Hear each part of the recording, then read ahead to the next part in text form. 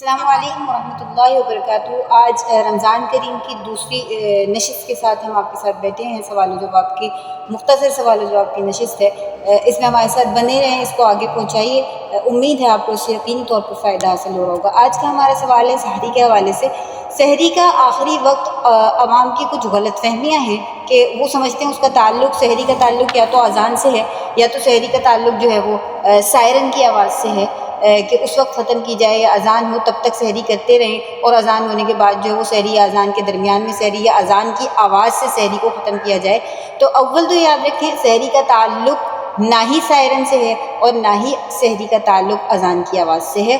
قرآن مجید میں ہے جس کا ترجمہ یہ مفہوم یہ ہے کہ کھاؤ پیو جو رات کی سیاہی اور دن کی سفیدی ہے یہ دونوں واضح ہو جائیں تب تک کھانے کی اجازت ہے، اور پھر غروب آفتاب تک آپ کا روزہ پورا کرنا یہ قرآن پاک میں آپ کو واضح کر دیا گیا ہے۔ پہلی بات۔ دوسرا سوال کیا ہے؟ سحری نہ کر سکے روزہ کس طرح جاری رکھیں؟ اگر سحری پانی پی کر لی یا ایک کھجور کھا کر لی تو بھی سحری آپ کی ہو گئی اور روزہ آپ کا ہو جائے گا۔ صرف ایک پانی کا گھونٹ پی لیا اس سے آپ کی سحری ہو جائے گی، لیکن یاد رکھیں روزہ رکھنے والے کے لیے یہ سنت ہے کہ وہ سحری کرے۔ اگر وہ سحری نہیں کر رہا تو بھی اس کا روزہ ہو جائے گا، یعنی اگر بغیر سحری کے کسی نے روزہ رکھا تو بھی ہو جائے گا۔ تیسرا سوال، ٹی وی پر سحری کا وقت اور یا اذان کا وقت ہو گیا، اذان ہو رہی ہے تو اس اعتبار سے آپ نے جو ہے وہ افطار کر لی یا سحری کر لی کو ختم کر لیا، تو کیا یہ درست ہے؟ تو یاد رکھیں نہیں، ایسا ہرگز نہیں کرنا چاہیے، کیونکہ کراچی کے بھی بہت سے مختلف علاقے ایسے ہیں جہاں پر وقتوں کا الگ الگ انتخاب کر دیا گیا ہے، جس میں سحر کا وقت الگ ہے اور غروب آفتاب کا وقت الگ ہے۔ تو ان چیزوں کا تعین نہ کریں، جو آپ کو وقت مقرر بتا دیا گیا سحری کا وہی ہے، اسی پر احتمال کیجیے، نہ اذان کا تعلق رکھیے نہ سائرن کا تعلق رکھیے۔ چوتھا سوال، سحری کے بعد دعا قبول ہوتی ہے؟ جی ہاں، سحری کے بعد جو کی جانے والی دعا ہے وہ سب سے پہلے قبول کر لی جاتی ہے۔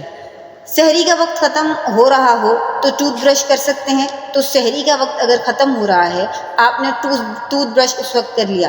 پہلی بات، اول بات، اگر آپ کے پیسٹ ہے تو اس کا ذائقہ کافی دیر تک آپ کی زبان تک، آپ کے حلق تک رہتا ہے، تو اگر وہ حلق تک اتر گیا تو آپ کا روزہ چلا گیا، روزہ ٹوٹ جائے گا۔ تو احتمال یہی ہے کہ حلق تک کافی دیر تک ذائقہ رہتا ہے، تو ضروری یہی ہے کہ آپ ٹوتھ برش یا پیسٹ کو روزے کے تھوڑے وقت پہلے استعمال کر لیں تاکہ روزے پر کوئی فرق نہ پڑے۔ اللہ کریم ہمیں عمل کرنے کی توفیق دے۔ اگلا سوال ہے کہ غسل فرض ہو، سب سے اہم سوال، غسل فرض ہو تو کیا سحری کی جا سکتی ہے یا روزہ ہو جائے گا؟ تو یاد رکھیں غسل آپ پر فرض ہے، آپ کے پاس سحری کا وقت ہے، آپ نے ہاتھ دھونے ہیں، آپ نے کلی کر لینی ہے اور اس کے بعد سحری کر لینی ہے۔ جیسے ہی آپ سحری کر لیں اس کے فوراً بعد آپ غسل کر لیں، آپ کی سحری بھی ہو جائے گی اور آپ کا روزہ بھی ہو جائے گا۔ اس بات کا خیال رکھیں کہ جب آپ پر غسل فرض ہے، سحری آپ نے کر لی، سحری تو بہرحال ہو گئی، روزہ تو بہرحال ہو گیا، لیکن اگر آپ کی فجر قضا ہو گئی، نمازیں قضا ہو گئیں تو اس کا جو وبال ہے، اس کا جو گناہ ہے وہ آپ کے سر پر ہوگا۔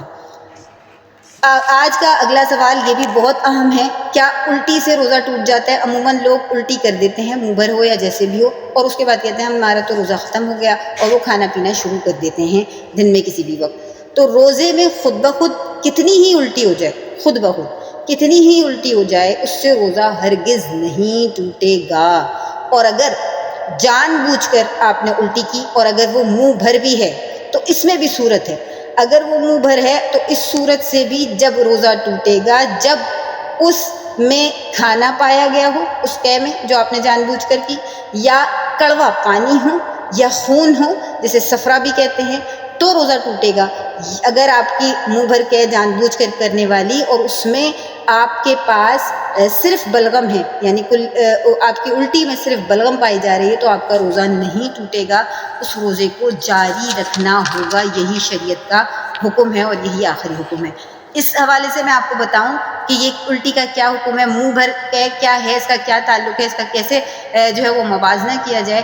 تو منہ بھر کے کا تعلق ہوتا ہے جس پر اختیار نہ ہو، یعنی اب یوں ہم کر رہے ہیں لیکن وہ باہر آنے کو تیار ہے اور باہر آ رہی ہے، اسے ہم منہ بھر کے کہتے ہیں، جس میں ہمارا کوئی اختیار نہ ہو۔ تو ایسی صورت میں بھی دیکھا جائے گا کہ اس میں کوئی کھانے کے اجزاء شامل ہیں، یا وہ کڑوی ہے یا اس میں جو ہے وہ خون شامل ہے تو آپ کا روزہ ٹوٹ جائے گا، لیکن اس کے برعکس بلغم ہے تو آپ کا روزہ نہیں ٹوٹے گا۔ اور اگر ایک بات اور منہ بھر کے جان بوجھ کر کی اور اس کا کچھ حصہ اندر چلا گیا تو اگرچہ وہ حصہ ایک چنے کی دانے کے برابر ہے تو آپ کا روزہ ٹوٹ گیا، اور اگر چنے کے دانے کے برابر سے کم ہے تو آپ کا روزہ نہیں ٹوٹا، اسے جاری رکھنا ہوگا۔ اللہ کریم مجھے اور آپ کو عمل کرنے کی توفیق عطا فرمائے، رمضان کو اس کے صحیح معنی کے ساتھ گزارنے کی توفیق عطا فرمائے۔ اپنے رمضان کو اچھا گزاریے، اپنے رمضان کو پاکیزہ گزاریے، دعاؤں میں یاد رکھیے۔ انشاءاللہ جلد اگلے سیشن کے ساتھ حاضر ہوتے ہیں، تب تک کے لیے مجھے اجازت دیجیے۔ السلام علیکم ورحمۃ اللہ وبرکاتہ۔